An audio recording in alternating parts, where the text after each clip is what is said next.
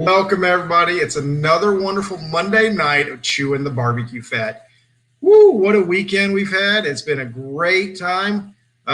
What's up, my man, Wes Garrett? Hope you're doing well. I am traveling. I am in Harrah's, Cherokee tonight. It has been a whirlwind. Just glad to be here. Looking forward to a great night. We're talking pork. And I've got some incredible cooks coming on tonight to talk pork. And y'all get ready. I'm going to do my best. I got some great friends on tonight. So you know that I will definitely get all the information out of these guys that I can. So get your notepads ready and let's get going because it's going to be a great show. But first of all, sign up if you haven't. Like I said all along, the reason I'm doing these, we've done ribs, we've done brisket, we've done chicken. Tonight's pork. I want you to be able to go out and I want you to win that next contest. So watch, listen, pay attention, go back, watch some of the other shows. There's tons of information on these shows, and I'm going to do everything I can to get that information out of these guys. But with that, I want y'all to ask questions. Oh, my goodness. Trey, Terry, T-Ray's in the house. Congratulations, my man. Way to GC this weekend. You killed it. Good job. Keep it up. Y'all like the page. Travis Baker, how you doing, my man? All the way from Australia. Love it. We sent out our first international this year and this week. And I tell you what, it's exciting. It's exciting to see the things that are happening here at the Atlanta Barbecue Store. Y'all haven't seen it, check us out, whatever. That's not what we're here about tonight. We're here to talk about pork. Like I said, I got to talk about a couple contests coming up. Smoke on the Falls in Alabama's coming up soon. Get signed up. I know Janet's got a couple spots left. Hog Wild in Brookhaven, Mississippi is coming up soon in the end of April, beginning of May. That one's going to be a great contest. Please sign up. I want that thing to take off and just be booming. It's going to be a great time. Brent, Robert lies about everything. We all know that. But anyway, guys, thank y'all so much for coming on. Maybe we should cook on cans. Who knows? Cooking on cans is kind of fun. Gordon, yeah, man, I had some good calls. I got, we're not going to talk about my weekend because nobody hears about that. But I did have a good pork call. So anyway, before we get going, I want to tell y'all how excited I am about this. Tonight, I've got the founder, the co-founder. Man, Greg, I'm so sorry. I'm traveling. I don't have my shirt on, but there will be plenty of shoot yas going on tonight, so don't you worry about it.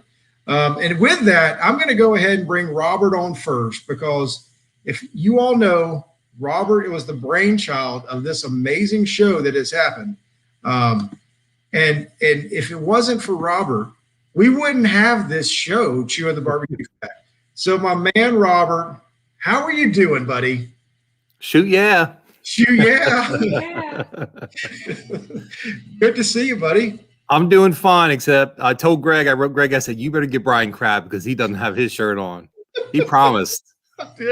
I did. I had my shirt. I had it out. It's in the bedroom at my house. It was ready to put on, and I left this morning without packing my bag. So, shoot, yeah. Shoot, yeah. Tell everybody a little bit about yourself. Everybody knows you. You are the founder. Yeah, right.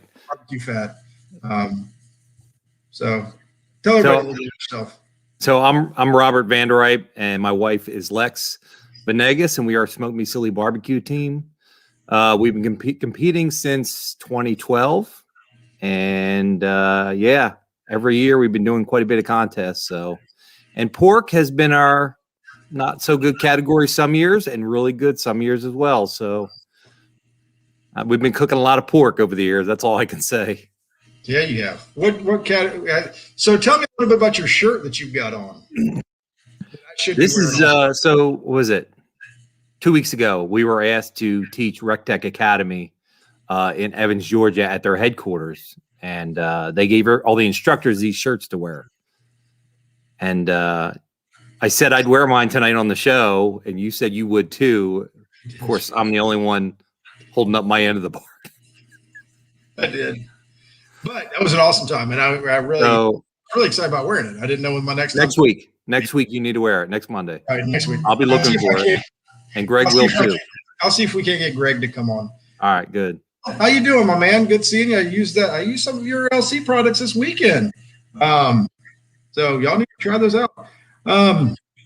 Anyway, all right. Hey, Janet, talked about your contest. If you want to plug your contest, go ahead and put a comment up, and I'll see if I can't get it on the show.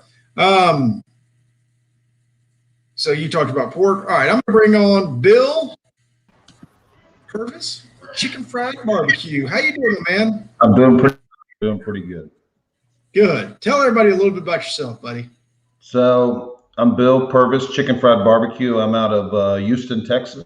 So I've been cooking IBCA for a couple of years, and just back in August, I started doing KCBS. So I'm still not really sure why you wanted me on a pork roundtable, but I just know how great of a cook you are. just because and enjoying all the roundtables. So I'll give out whatever knowledge, what limited knowledge I have. So I hear that. Where are you at in the rankings right now? KCBS, what's that? Where are you at in the KCBS team of the year rankings right now? Oh shoot, it's only the first week. So, but yeah, I'm sitting number 1 right now. So okay, there you go. We don't mess around here. Okay. I mean, we got Robert, the man. I mean, he does everything. We got Bill, number 1 in CBS right now. And then, not only that, the angriest man in barbecue, my good friend, John Triggerstad. How you doing, Angry Jack? Good evening. Killing it here in Georgia, killing it everywhere he goes. I'm a filler, so you got 4 people on the screen. That's me tonight. That is not true at all. I'm going to actually game it. So if you listen to me, I'm going to teach you how to cook bad pork, which is to my advantage to give me a chance. So that actually may be the program today. That could be the secret to success, huh? I hear it. Completely middle of the road, mediocre. Here we go. Get ready. Get the notepad out. Anyway, all right. So, oh wow, 10 spots. Janet only has 10 spots left in the pro side. Backyard Shocker in Alabama has a waiting list. So, all right, let's go ahead and get started. We love the filler. Everybody loves the filler here with Sean. I've had quite a few people call me and asking about Sean being on the show. They're very excited. No. He's Trey, you need to get Trey on. Trey with his big win, this past weekend. Trey doesn't tell any secrets. And what I need secrets being told. So that's why I've got Robert. Robert, tell Lex not to listen to our conversation. So she doesn't. She gave me a script, so I'm good. If you probably forgot to point out that for all the folks listening is that Mr. Jarvis won the pork category this week. I know. So first in pork. We look forward to hearing you leak some oil tonight as well. I don't ever recall anybody asking me about any questions on the show, and we're going to continue with that tonight. Let's just roll with it. Red is Robert's color. Secrets. Oh, this is going to be so much fun. So, Robert, I'm going to go ahead and get started with you. Let's just ask, does the pork you cook matter, as in the brand of pork? Yes. And what brand is your favorite? Lex, am I allowed to tell him? Yes. Yeah, she said yes. We cook Compart. We've been cooking Compart for several years now. That's all I cook pork-wise, so that's what I use for ribs and pork. I've used other brands. In fact, another good brand that we sometimes cook is West Creek. And we cooked that a couple weeks ago at RecTech Academy, and that was pretty good stuff. So, but Compart, I've cooked others side by side and always go back to Compart. It always just tastes so much better. Yeah. And you weren't a believer until a certain point. I remember that. So, y'all all heard this story about me going up to Concord, North Carolina a couple years ago and helping Robert cook. It wasn't only a double. I think it was a same day double or something along those lines. So I went up to help him, and he asked me to bring him just a pork butt because he was one short. And I went to the local meat store and brought some. I don't remember what it was. It was a commodity pork, and we cooked them side by side. And I remember leaving being like, Robert, I hate you. you just cost me like more money every time I cook pork now, because I felt like I have to get Compart or some sort of Duroc blend. And not that's my feelings, Robert. Apparently that's yours. Bill, you're in Texas, so tell me a little bit about what kind of pork are you cooking? I'm cooking those West Creek as well. So Okay. that's what I've pretty much been cooking, is the West Creek Allegiance pork butts. Yeah. So for anybody that doesn't know, I'm sure everybody does. We're not saying anything you don't know. West Creek is it's the bigger Allegiance. So once the pigs get too big, they change, and that they put them under the West Creek brand instead of Allegiance. It's the same pig. It just, once it gets to a certain size, they change it over. Correct? Yeah. That's my understanding, at least. Can we get these 3 to Brookhaven? I don't know, Wes. We're going to work on that. Sean, what do you cook? I believe you cook a different brand. I do. I prefer the Seaboards.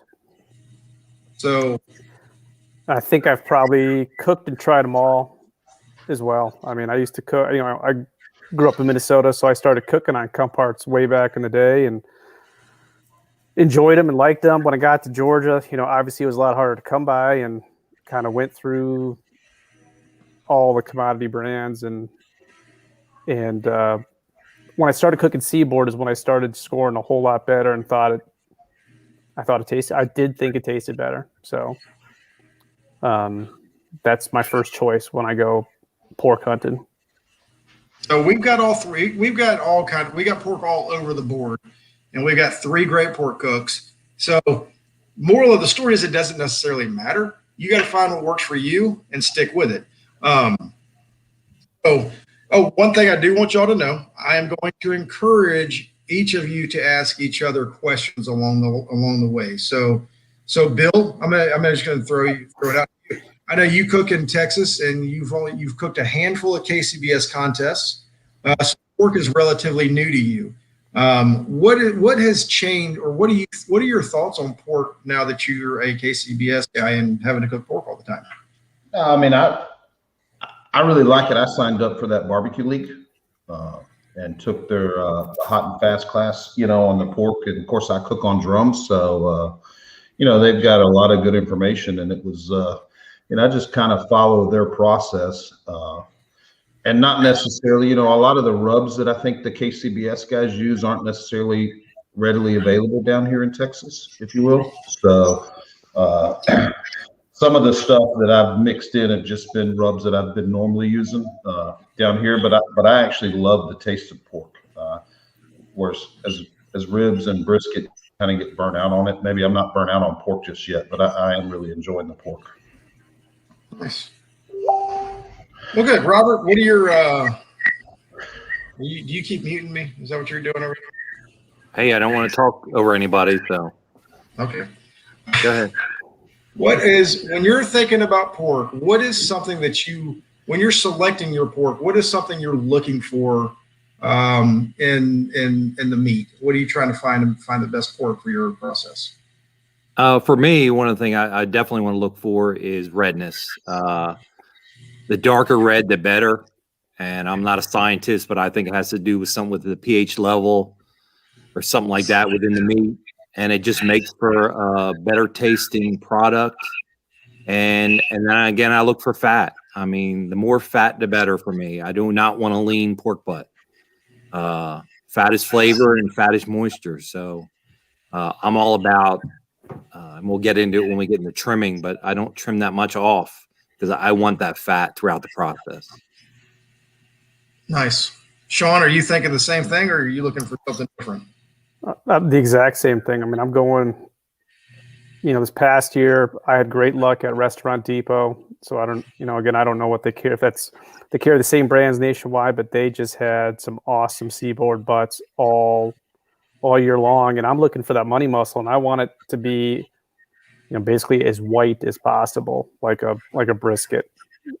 I mean, you can find them where it is so marbled, it's incredible. So that's usually what I go for. So you're looking for a red butt, but you want that money muscle to be just as marbled as possible. So that's usually what I'm looking for. And you can usually get lucky once in a while. You get some that are just off the chain. Go ahead, Bill. No, I mean, we don't really have, in Texas, pork isn't really, I mean, you go to the local grocery stores, you may find, pork butts inside of a grocery store. It's not a protein that's heavily stocked like ribs and brisket. We can go to our local grocery store and get Wagyu, Snake River Farms brisket a lot of times. But you can't, pork is always real limited. So I've just kind of had to go with whatever showed up in the mail, and not be too selective and hope that, but like I said, I've had pretty good luck with those West Creek pork butts of having nice money muscles being marbled and getting walks, so I've been able to walk with them. So I think I've done maybe 14 contests. I think I've maybe walked 7 or 8 times. So, and it hasn't been me combing through. I do cook 3 or 4 pork butts, so I have some selection, but it definitely hasn't been me being able to pick them out. That's right. That's a good percentage. Good finish percentage there. Right. Not too shabby. Sorry. Real quick, rubs. Everybody's talking about rubs. Yes, we get whatever rubs you want to get them anywhere, but find some good rubs and use them. All right, Robert. Well, I'm asking who should I go with? Sean. None of y'all mentioned the size of the money muscle. You're more. So, are you more concerned about marbling, or are you concerned about the size of the money muscle? A combination. I mean, you do want something with some size on it, but I'll sometimes try to find the side and see if the money muscle split. That's another thing that I'll kind of look at. Yes, it does matter, or at least I'm looking at that. But I probably spend as much time as anyone sorting through the meat case, looking for product. I spend a lot of time at Restaurant Depot. Gotcha. I need to stop y'all real quick. I messed up again. I need y'all to tell me what you cook on, what you're cooking on. So, Sean, what are you cooking pork on? I'm on a backwoods. Backwoods. Bill? I'm on cans. Cans. Drum. Robert? And I'm on a Champion offset smoker. All right, so we've got a little bit of everything covered here, right? So we've got the offset, we got a backwoods, and we got cans. Seems to be now, Sean, backwoods. That's considered a water cooker? Is that what you're thinking about? Yes, sir. Water cooker. Awesome. All right, no, Wes, it's not a white ball. It's not. Sorry about that. All right, so let's get into trimming. Robert said he wanted to talk trimming, so I'm gonna ask you, Robert, what is your trimming process? When do you do it? What are you trying to do? What's your objective to trimming that pork butt? Well, I usually trim on usually Tuesday or Wednesday prior to a competition weekend. And I'm mainly just trimming out that fat on the top right behind the money muscle or right on top of the money muscle. Compart's a little bit different than a lot of other pork butts in that it sort of has what I call sort of a fake money muscle layer on it, which is a very thin layer of meat and then a layer of fat. And you got to sort of trim that off to get to the real money muscle. So I do that. And then what do you mean by the real money muscle? What's that? What do you mean by the real money muscle? Well, that's what I said. There's like a layer of meat, a thin layer of meat, and then a layer of fat over the money muscle. Okay. It looks like a money muscle, but you'll see when you start scraping away that big gob of fat right behind the money muscle, you'll see it's got that like a thin layer of meat and a thin layer of fat. And if you just sort of trim that off a little bit, it exposes the larger money muscle, if you will. And and a lot of people get compart pork butts and they think, oh, there's no money muscle there. It's not that big because it's covered with fat. But once you trim it out, it's there and it's good. So you're not afraid to take off some of that money muscle, what we think is the money muscle. You're not afraid to take off that first layer? No, because otherwise I've done it when I first started cooking those. I didn't take that off. And guess what? That fat layer would render and that meat would fall off and I wouldn't have any bark. Right. So that really screwed me. So I learned quick that that's what I needed to do there. All right. Sean, what's your process sound like? Well, I'll kind of. The real one. I'll share the real one. Starting with the end in mind is kind of what I do. Is I know which parts of the butt that I'm gonna go for a turn in, and so I trim around that, if you will. So I have a pretty aggressive trim around the money muscle. I'm exposing the tubes, and then trimming it to somewhere between 4 and 5 pounds total weight. So you take the bone in, or are you leaving the bone? No, I do leave the bone in. Okay. But I'm trimming it because I know what, I'm going for some meat around the blade, and I'm going for possibly the tubes, and so I'm trimming it for the pieces I know I'm gonna be going for at the end. So I mean, the rest of it's just, filler, if you will, to keep it at 4 pounds or whatever you need. Okay, Bill, what's your process? You're cooking on cans. I have a feeling yours might be a little different. Yeah, I mean, some of the contests that I've gone to, me and Fred have gone to contests together. So he's brought me pork butts. So I would say probably half of them, I've trimmed pork on site, just meeting up with Fred and him bringing pork butts from his shop. So I think Humble was the first time I actually trimmed the pork before I went to a contest. So, but I just square them up into little squares and put them on the drum, kind of peel away that top layer and make little bricks out of them. Are you taking the bone out, or are you leaving the bone in? I take the bone out. I definitely take the bone out, and I don't expose the whole money muscle, just maybe a little bit over the top, but pretty much leaving it connected to the rest of the butt, but still just putting in a little square. Robert, if you had to guess what your pork butt weighed when you put it on, what do you think it would be? Because you're cooking, what, a 10 to 12 pound butt? Yeah, I don't really weigh it. So, and I'm not worried. I know it's well above the 4 pounds. I'm probably closer to 8 to 10. I don't know, probably 8 to 10 range. I know a lot of people sort of trim theirs down quite a bit. I cook mine bone in. I always have. I've tried the boneless, and I just found for me on my cooker, I get more of an even cook if I keep the bone in. So, and like Sean said, I'm not looking for any of the meat around the bone anyway to turn in. So, for me, it's mainly money muscle and tubes. So that's what I'm cooking for. All right, well, good. Y'all just brought up my next question in the way y'all spoke. What muscles are y'all trying to turn in? So I've heard money muscle, I've heard tubes. Nobody's really mentioned anything around the bones. The horn meat doesn't seem to be an option. And then bacon really hasn't been an option yet. Is that right? Or is that something, what are y'all looking for? Sean, what are you looking for? Yeah, I'm not cooking on drums, so I'm not looking for the bacon. I tried it once and got crushed. But I get it. I mean, it's delicious. I mean, when it's done right, it's delicious. So I totally get it. But for me, you're going to put medallions in. I don't know of anyone who doesn't do that. I guess you can get crazy and go for something that's not. But so the money muscle sliced, and then I'm either going for tubes or I am going for some meat around the blade bone in the back. And that's it. So it's the same thing. You just kind of learn that it's you do it a few times and you kind of start to realize you're kind of pulling the same pieces every single time. And they're going, okay, then you just focus on it from that point moving forward. And that's kind of how I stumbled into what ends up going to the box.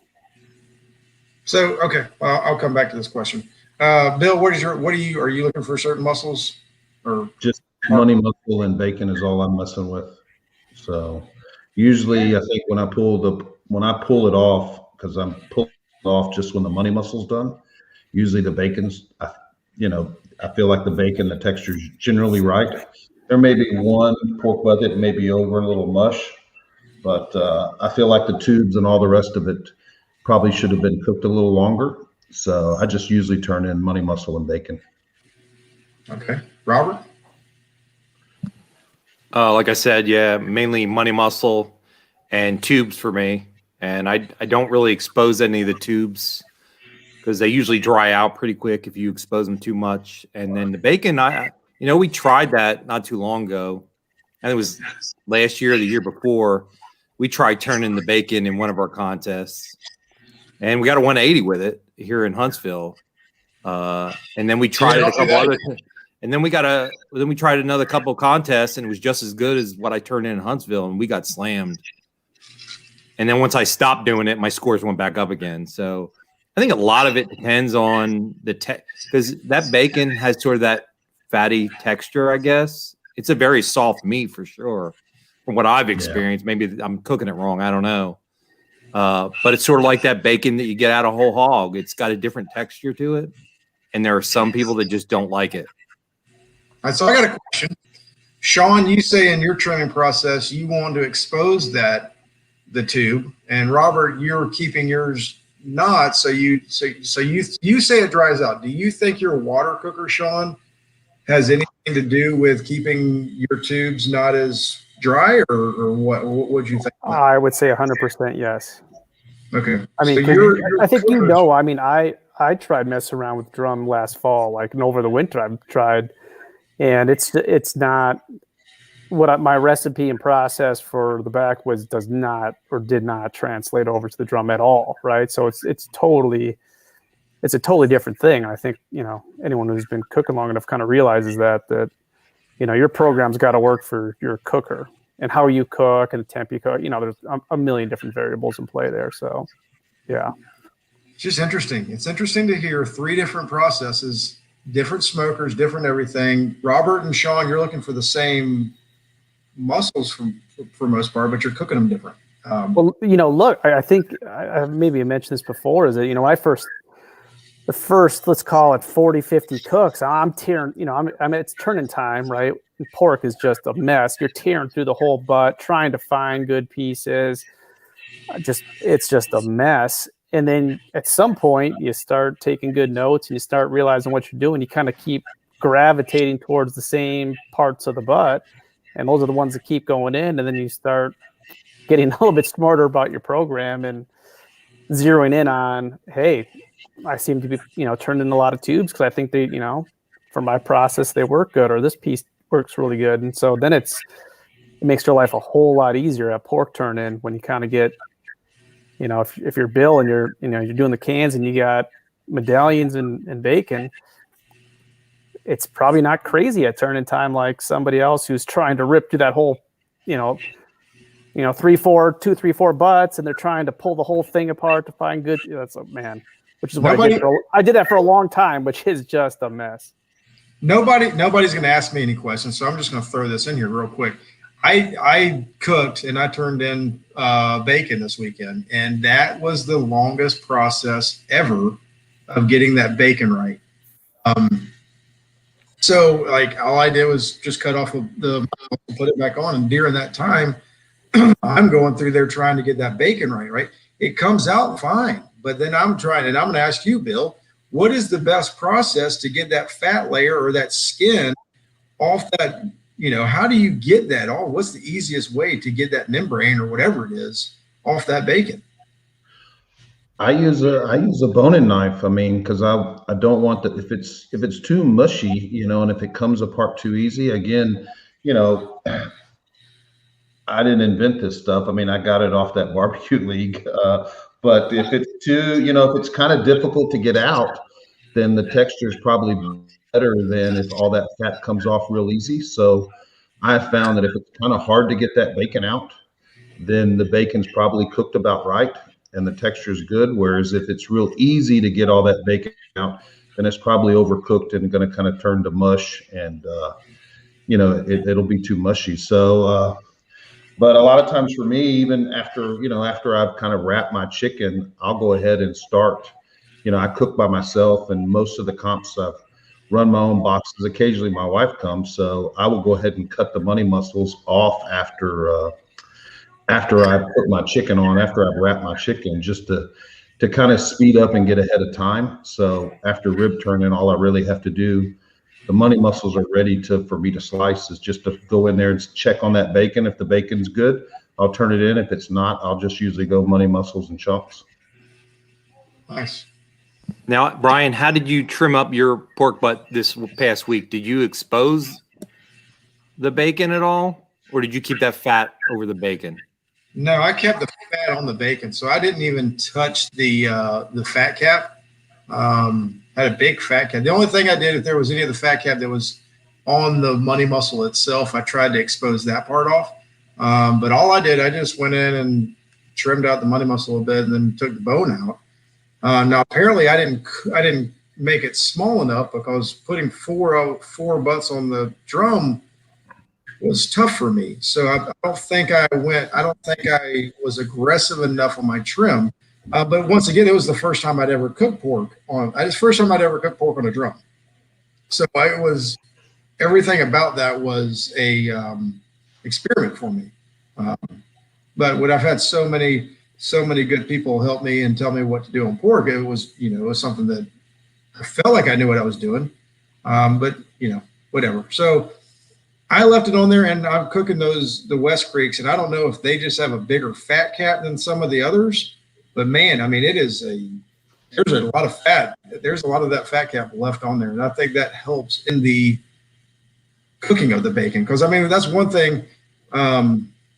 Nobody, like I say, I'll just tell you what. Since you asked me, I'm looking for a fat cap. I want that whole fat cap to be exposed. Like, I don't want it trimmed off at all. I don't want to see any of that bacon exposed. I want the whole fat cap on for the pork that I'm cooking. So anyway. Yeah, I think all the West Creeks that I've got have had really thick fat caps where there's none of the bacon's exposed. Right. And like you're right, it does kind of wrap around that money muscle a bit. So you kind of have to trim that bit off.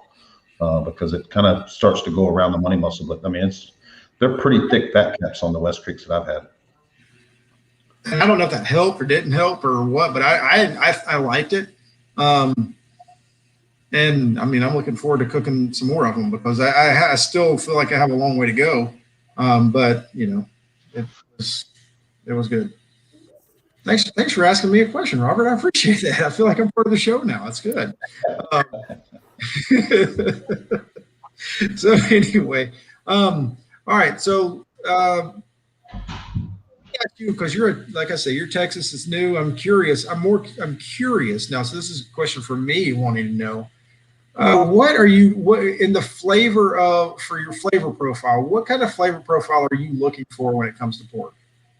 I mean, I want it sweet, I want it savory, but I do want it to be balanced. I don't want it to be I don't want it to be too crazy one way or the other. But I have found that, I mean, like I said, I'm pretty much running a lot of the stuff off the barbecue league. I think this last week in Humble, I ran Chris Schaefer's rub, just because I didn't have some of the other stuff, his white label on my pork. I think he was in the comments talking about it. Oh yeah. But a combination of rawhide and Chris Schaefer ended up doing the trick for me this last weekend. So, but yeah, I mean, I hear, all the great cooks talk about just trying not to offend anyone. So you definitely don't want to have anything, out of bounds, if you will. I think tenderness is the key, It's making sure those money muscles are nice and juicy and tender, but not mush. Yeah. Bill Purvis, would you say that white label is well balanced? I would say it was great. I loved it. So I am a fan of the white label. All right, Sean, what rubs are you using on your pork? Everything's middle of the road. Pork. Yeah, I think my container says pork rub. I think that's what it says, pork rub on it. You know what? Here you go. Ready? It's going to come as a huge surprise, right? That I use. Don't say it. I'm simmering docks, and what else? I mean, what else? I'm almost forgetting here. Simmer docks, some Eat Barbecue, and Blues Hog. There you go. I mean, how shocking is that? I mean, it's crazy, right? Top secret stuff. Top secret stuff. I hear you. I'm not going to go any farther than that. We're just going to leave it right there. I just gave it to you. You did. I mean, serve that up. So, guys, write it down. Robert, I'm not going to ask. If you want to tell, feel free. But what are you trying to do with the rubs when you're applying rubs? Are you going heavy? Are you going light? Are you trying to get what kind of coating are you trying to put on your rub with the rubs? I pretty good coat on most of the rub except the money muscle. Because like Sean said, we're all looking for a good marbled money muscle. And once that fat starts to render, you're going to lose some of that rub if you put too much on.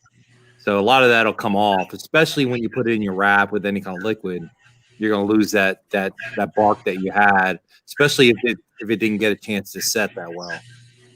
As far as rub, we're just looking for, my main rub is salty, savory rub. My sweetness will come in with wrap and sauce. I don't usually go for any kind of sweet rub on the pork. That'll come in later. So, all right. So if y'all got any more questions about that, let me know. But I'm gonna move on a little bit. So cook time. So where are you cooking? Hot and fast, low and slow? Bill, I'm sure you're hot and fast. Robert, fast. Sean, I don't know. I go on. I light at 4 and they go on at 5. So what is that? You tell me what that makes. All my timing and temps are due to the, I cook by myself as well. So it's all about my process for the whole morning working for me. So I want to be rapid kind of at about this time, so everything's not piling up everything's getting done at 11 or something. Here comes all for me. It's everything's kind of spaced where I've kind of got it now, a good sequencing where things are coming off, things are going off throughout the morning. So my time and temp are intentional for that reason. So do you wrap? What's that? Do you wrap? Yes, I wrap. Yes. Okay. So let's move into the wrapping aspect of this thing. When do you wrap? Why do you wrap? What do you put in your wrap? Sean? Me? Yeah. I'm gonna start with Hey, hold on. Travis Baker, he's from Australia. I love these. I love it when we have these international teams on. When you guys wrap, what type of sugar, if any, brown sugar, maple sugar, that sounds good. Anything else? What do you, well, just tell us what type of products you would put in a wrap, Sean. I use maple syrup. I'm looking for some form of sweetener, and throwing clumps of brown sugar got to be too difficult and messy, as ridiculous as that sounds. And maple syrup, you just dump it in there and let it roll. All right. Robert, you're shaking your head, or you're scratching your head at that one. What are your feelings? I'm along the same lines. I'm usually looking for something sweeter. You can put some apple juice in there, mixed with some honey or something like that.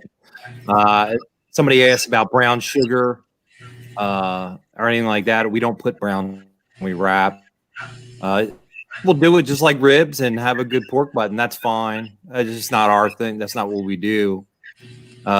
We've done times where we've added a savory marinade in there, an off-the-shelf pork marinade, and that worked out well.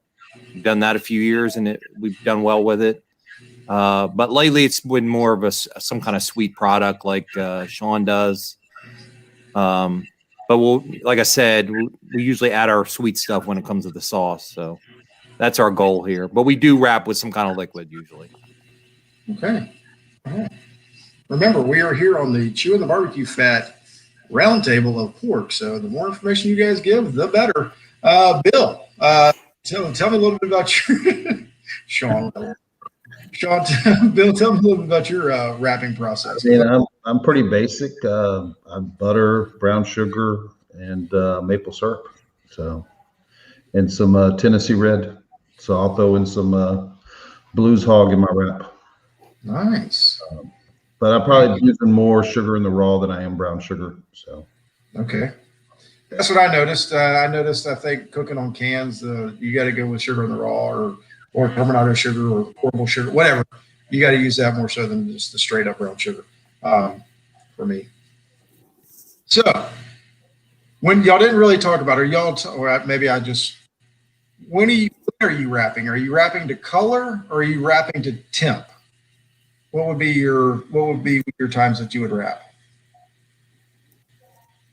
Anybody? I'm wrapping on color. Color. Same for me. I wrap on color. Usually for me, I'm cooking about 350 to start off, and my color's there probably in about 2 hours and change, and then I'm wrapping. I'm on color too. It's usually within like a 30-minute window, pretty consistently. So yeah. Roughly how long would it be, and roughly what temperature do you think it is? How long? Yeah, 2 hours, hour and a half, 2 hours, 3 hours. So they are on 3.5. 3.5. And I couldn't tell you what I'm cooking at 275. So 275 for about 3.5 hours. Okay. And then I'm going on color. So Robert, I think our butts, because when I wrap, I actually put a probe in the money muscle, and I say in the money muscle, we're probably at about anywhere between 150 and 160 range normally. Every once in a while, it's a little bit outside of that, but we're somewhere in that range. We have a lot of people that are, learning how to cook, and it's helpful for them sometimes to know, is it 120 or is it 180? That's too low, too high. So it's good to know. Bill, what about you? Are you same thing? I'm about 2 hours in, and I haven't really probed it. I haven't really stuck anything in it. So it's usually, like I said, between an hour and 50 minutes and probably 2 hours and 30 minutes if I get sidetracked. Like I said, I'm fairly new, so there's a lot of moving parts as far as, but yeah, I mean, it's somewhere around the 2 hour mark, and it's definitely on color. But I haven't actually ever stuck a probe in it. So I don't know what temp it is, but I would guess somewhere around 150 if I had to guess, Okay. Yeah, I'd guess about the same. I mean, I always tried pushing that backwards hot or 300 plus. But like I said, the issue I used to run into was everything would start piling up with having to do other stuff with other brisket or chicken, whatever. Right. And that's where it was like, I found the good time frame is that 8:30 window for me was open, and so that was a good time to be dealing with wrapping pork butts. So that's why I cook at that time and temp. Gotcha. Thank you, Robert. I had a great time. I had a great cook. It was a good weekend. All right. So now that we've got the pork wrapped, does anybody separate their money muscle, or are you just wrapping together, or when do you separate money muscle? Great question. Real quick before I get into that, Richard Crow asked, he goes, by temperature, what happened to low and slow? I don't think anything.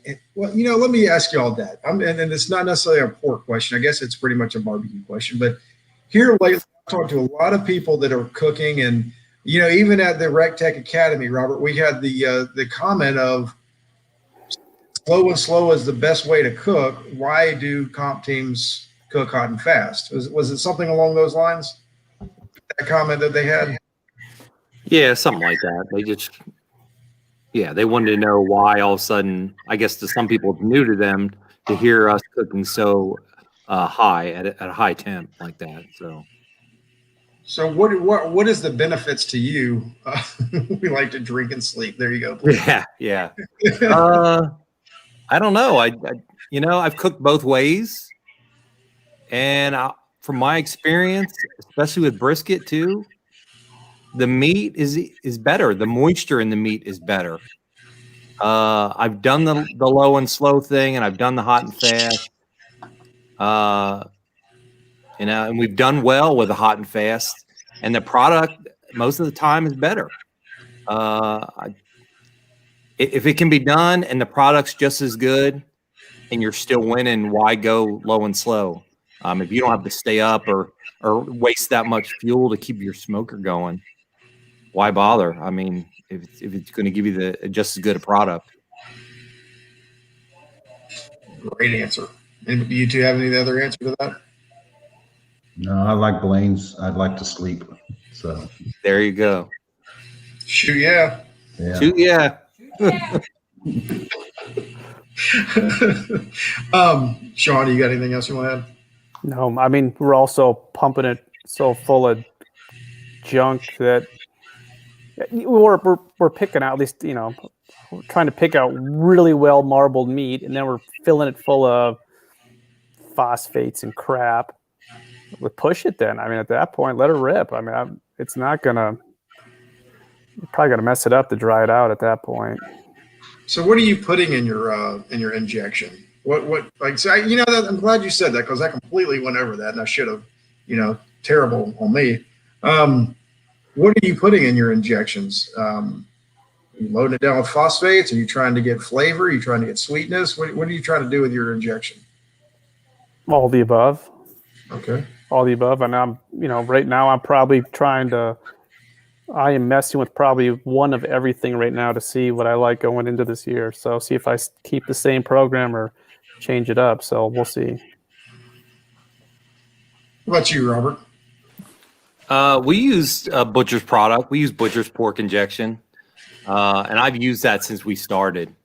Our main focus with injection is flavor. With a compar, you got so much fat, the moisture's there normally.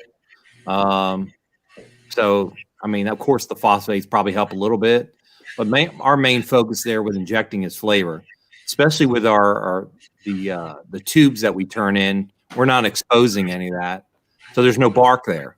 So the flavor needs to come from somewhere, because if you don't inject, you're turning in bark mostly, because that's where all your flavor is. Yeah, Bill. Yeah, I'm putting in. That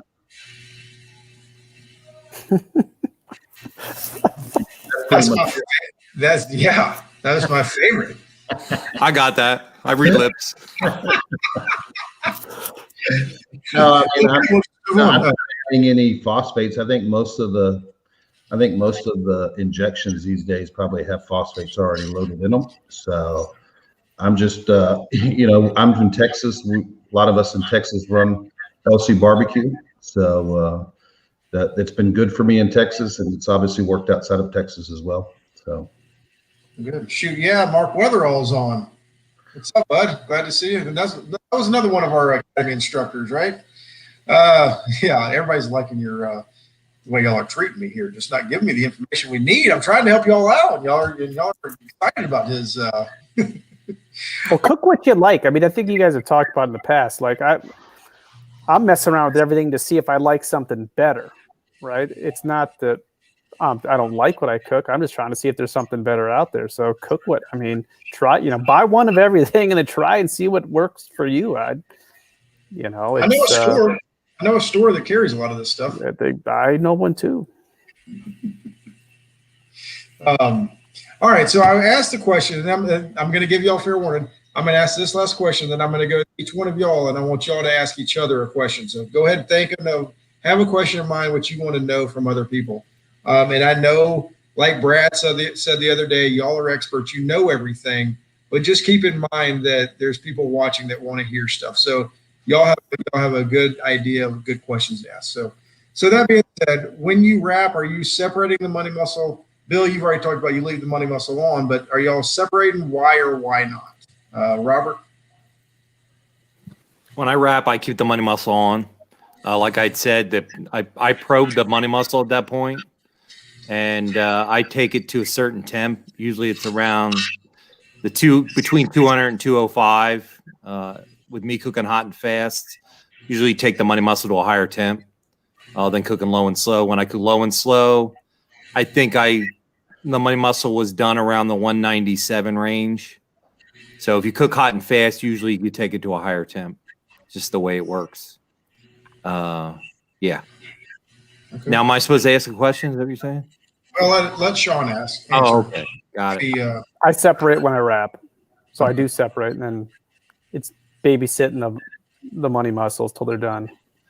All right. So real quick, Bill, you don't separate at all. When the money muscle's done, you're pulling the whole butt off.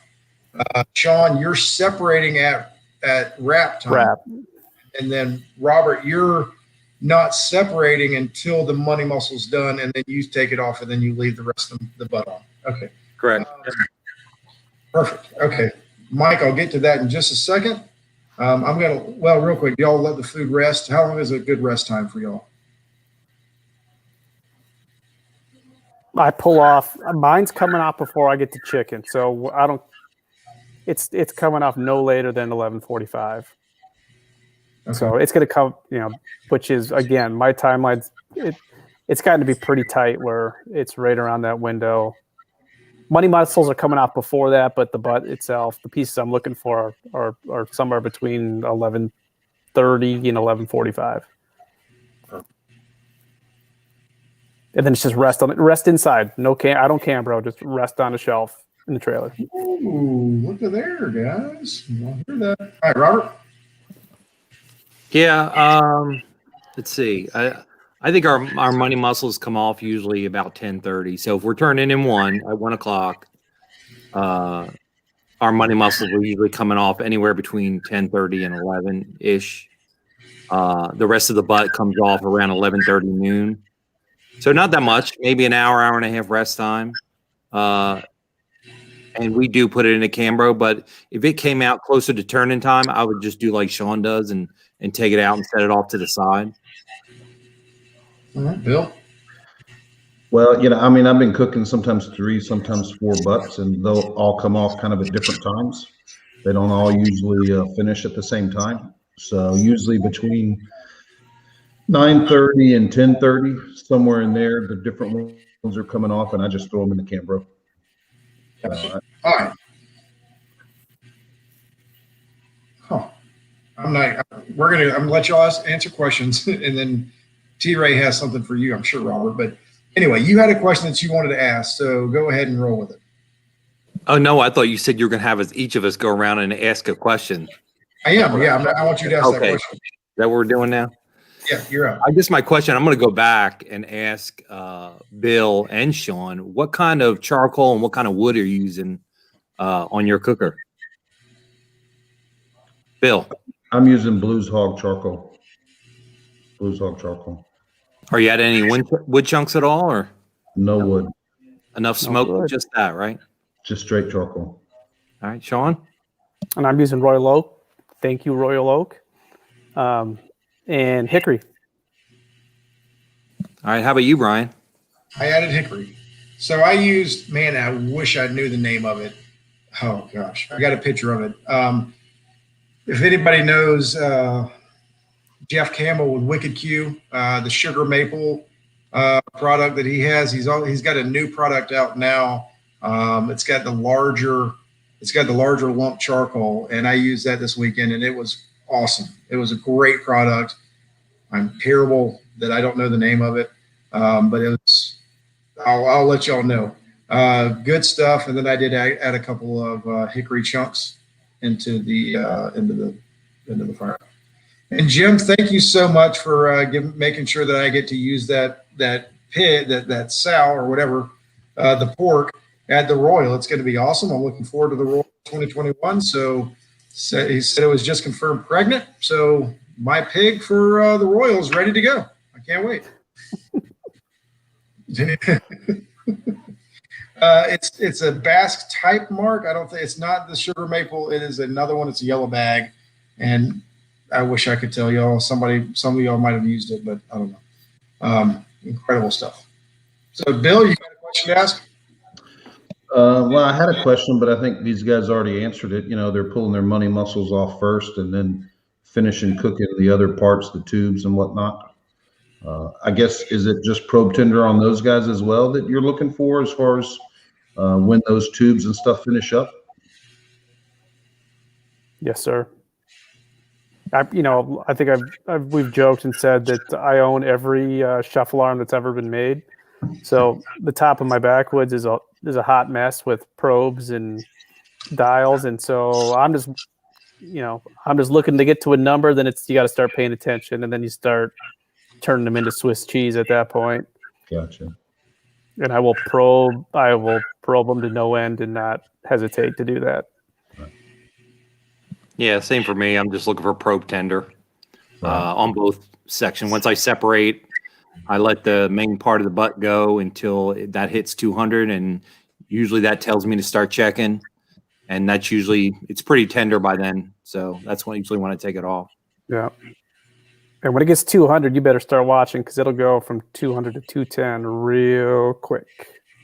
Is it possible to turn those tubes into mush? It is. I've done it. Yeah. Yep. That's why I cook 4 pork butts, so that way I have a good chance of getting at least something decent out of them. Gotcha. Awesome. Yes, Scotty, sir. nobody ever asked me any questions, so I would answer anything, but there's no questions asked to me, so I have no secrets. But I'm not a guest here. I'm the facilitator of having great cooks on tonight, Scotty. So, but thanks for thinking about me. Appreciate it. Sean, what's your question? Okay, so my question is, so if you guys are running a recipe, when do you decide to make a tweak? So this is maybe like a 3-part question. When do you decide to make a tweak? When? Like, what's the motivating factor? Is it a couple bad contests? Or just not scoring? So what's the motivator? And then are you messing with your recipe or are you messing with your process? So I want to know. So where I'm coming from is like, so you're in a season, all of a sudden something's not hitting. Do you just run it? Or when do you decide to make a change and tweak? And then what are you tweaking? Robert, you answer that first. As far as tweaks, I usually wait till it sort of bombs, like for 3 contests, at least 3 to 4. And then I don't tell Lex I'm doing it. She could go 5, 6, 7 contests with doing horrible before she says, okay, maybe. So I found it best after 3 contests, I try something a little bit new. I make a little tweak and I don't tell her. And if it works, I tell her. If not, then we just figure something else out. But yeah, usually recipe or process or both, possibly. Tweaks is usually recipe. My process I usually have down. My process hasn't changed. I have a spreadsheet. I have times I do certain things, and I have not changed much. Every once in a while, I'll change on chicken. If the chicken's bigger than normal, I might increase the time like 5 minutes. But as far as process, I don't really change hardly at all. It's usually the recipe. I mean, we're usually getting hit on taste most of the time, if anything. So, and I'm still kind of shaping up my process. I've gone from an hour and a half turn-ins to 30-minute turn-ins. So, just changing my finishing processes and being in Texas, there is a certain element of bark and stuff like that. But in KCBS, it's a different story as far as brisket bark, or there's a lot more sauce in people's au jus than what we're used to here down in Texas. So I'm still trying to dabble and figure all that out as far as finishing process. But for recipes and whatnot, I'm not too attached to too much. Like I said, I was at Humble and I didn't have one of the rubs, and I was talking to Chris Schaefer and I said, screw it, I'll just run his white label on pork, and got 5th place pork. Now I'll probably run it again, but I don't necessarily get too attached to too much of it.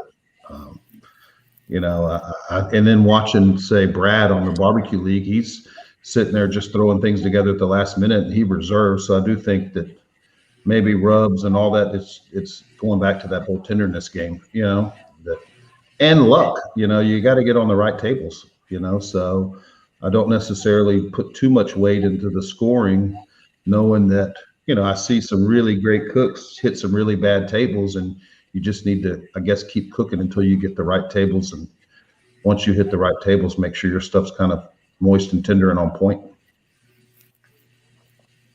There you go.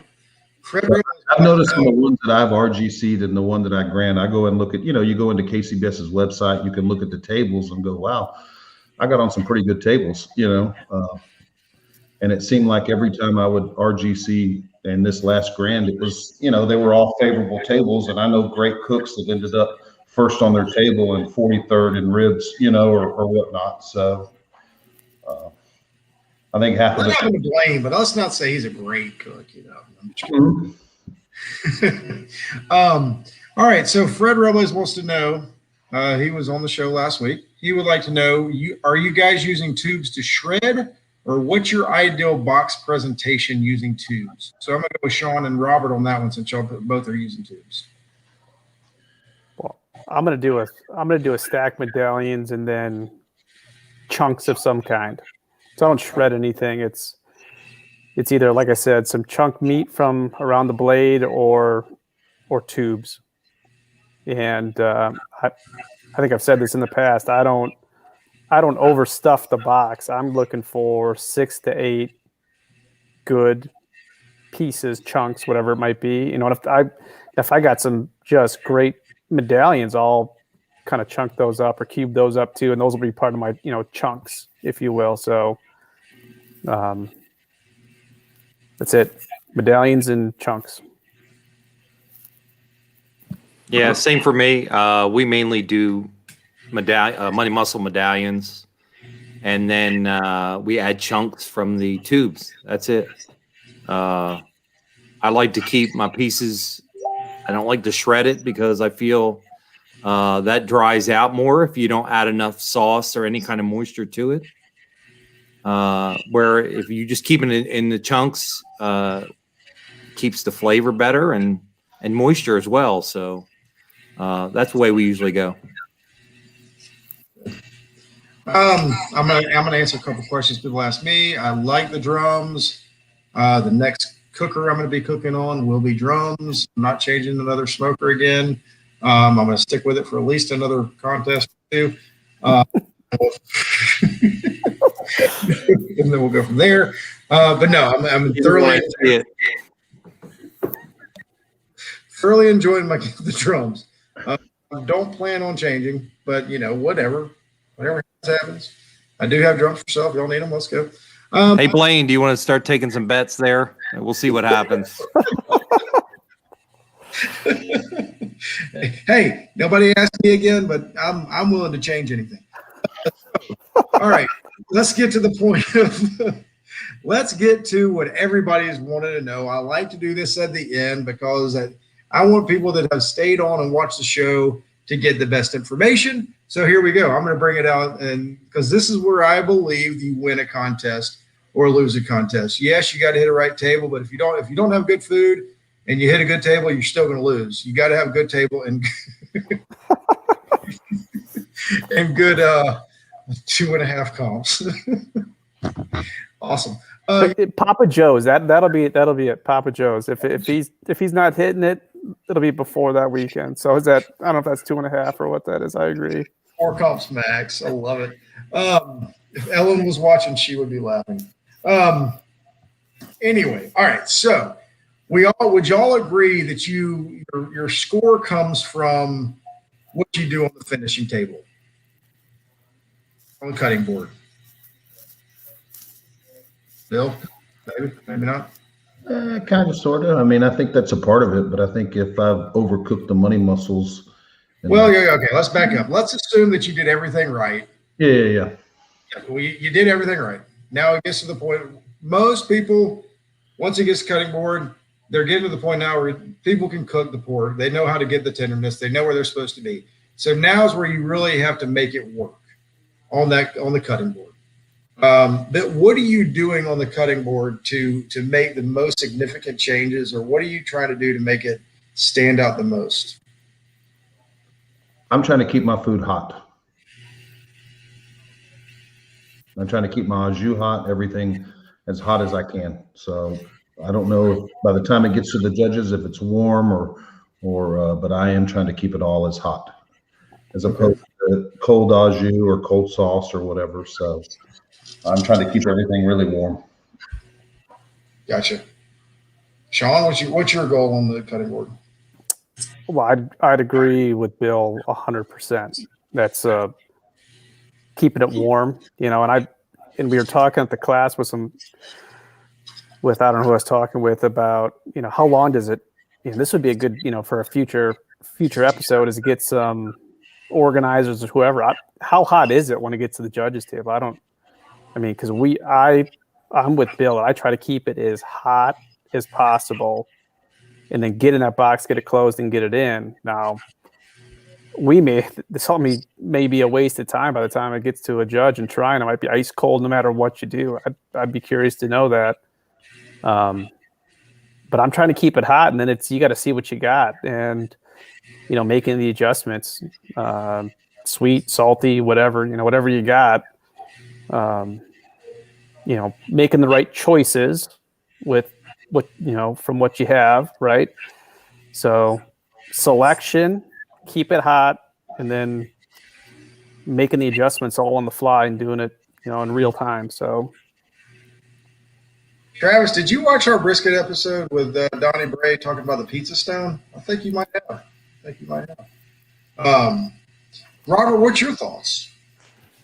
I think probably towards the finishing is where, I don't think we talked about sauce, but if we've already sauced, it might be putting it back on the smoker to get some more smoke.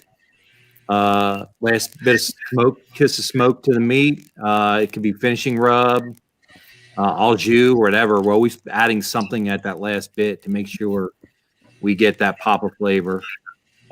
Just to put it a little bit over the top, sort of separate ourselves from everybody else. At least that's what we're trying to do. Sometimes I overdo it, like I did this last weekend, but lesson learned. So you've been wanting to talk about sauce this whole show. And So when it comes to sauce, you get your sweetness out of the sauce. I believe you said that earlier in the show. And now you're talking about sauce again. So what is a good sauce combination for somebody to start with? I can't believe you put me under that pressure, man. Look, I'm talking about flavor profiles. I'm talking about I'm not talking about. Now, if you want to tell Sean what you use, I'm sure he'd listen. But well, he's been to my class, so he knows what I use. But I will say, I think a good nowadays, who knows? But I remember it was 90% of everybody or more is using some kind of Blues Hog product because it's a good sauce or something that tastes very similar. Eat Barbecue has a great sauce. It's usually something sweet with a little tangy.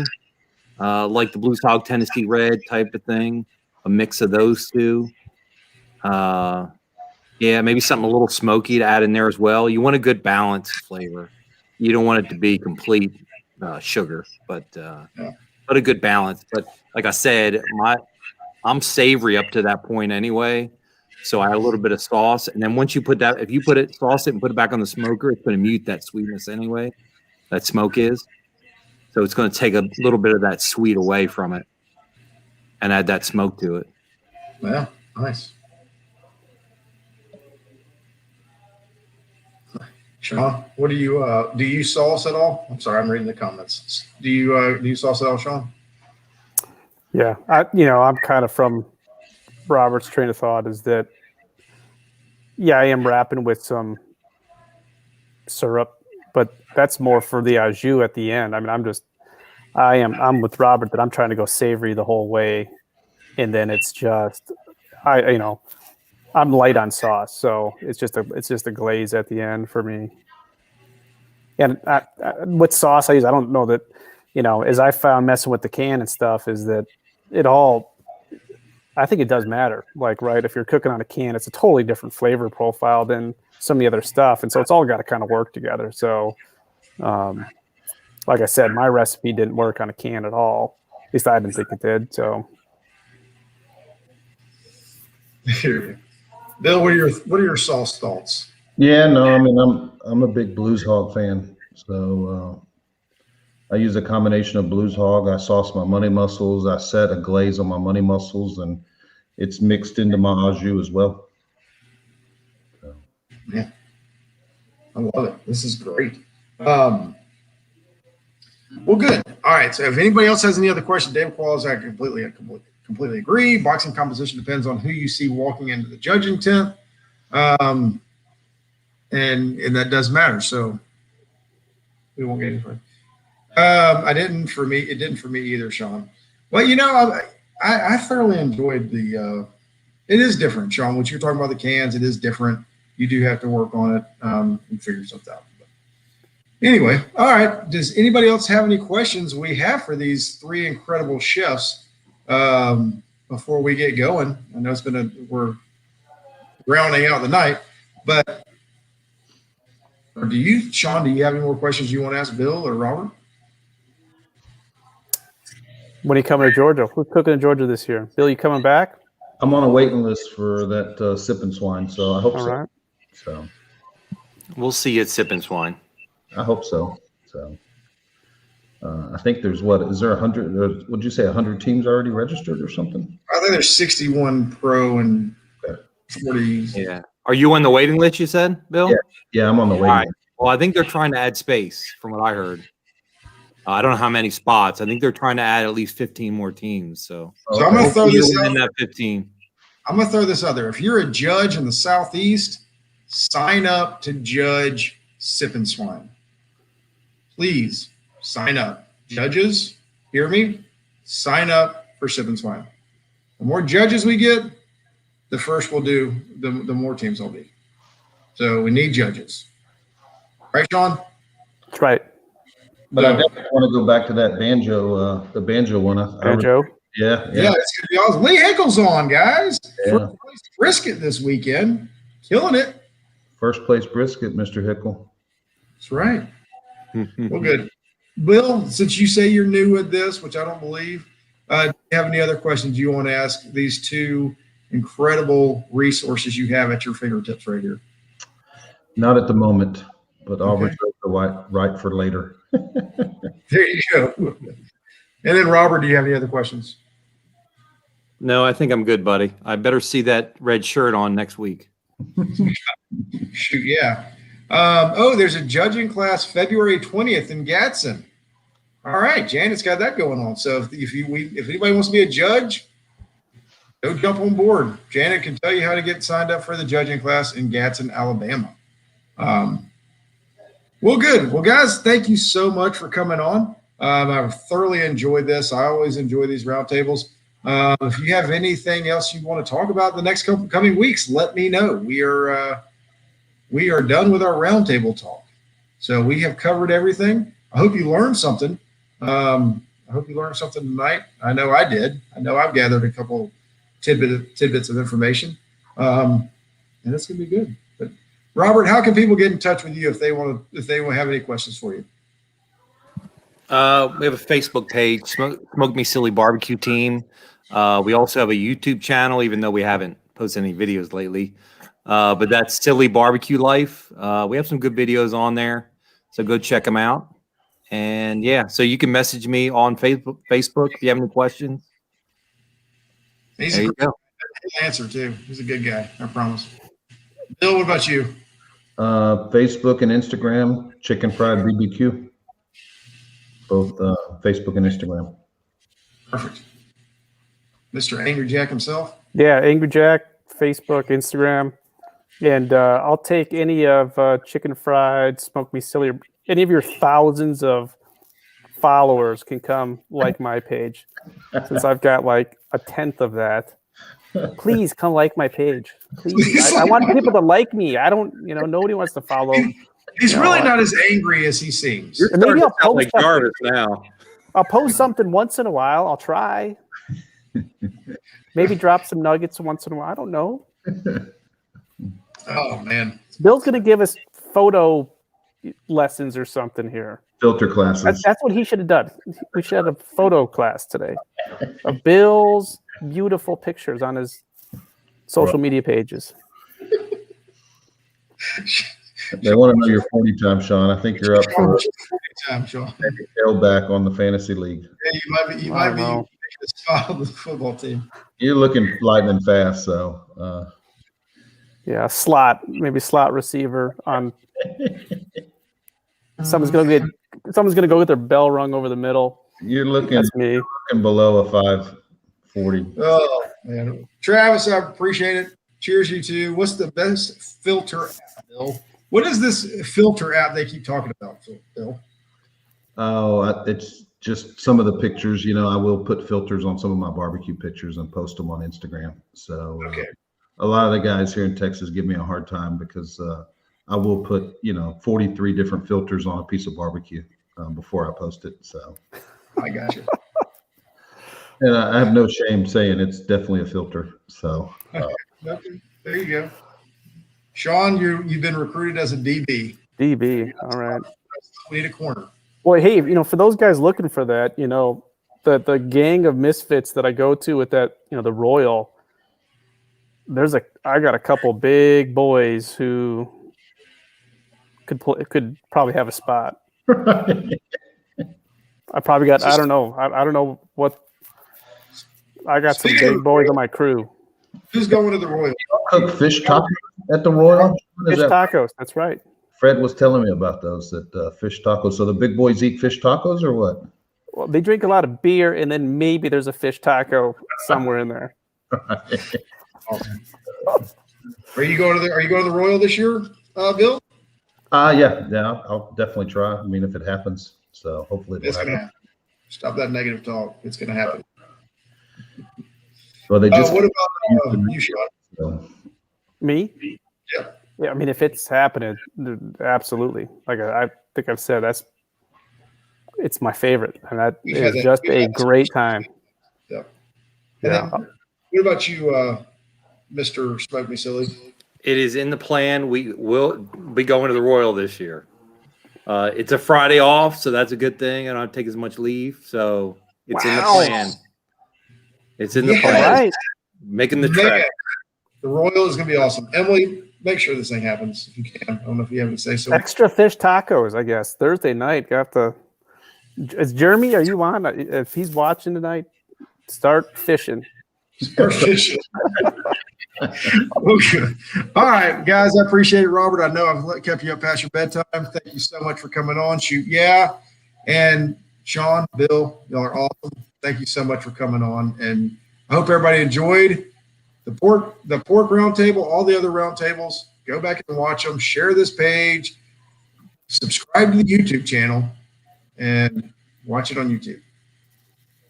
Y'all have a great night, and we will see you next week on Chewin the BBQ Fat. All right.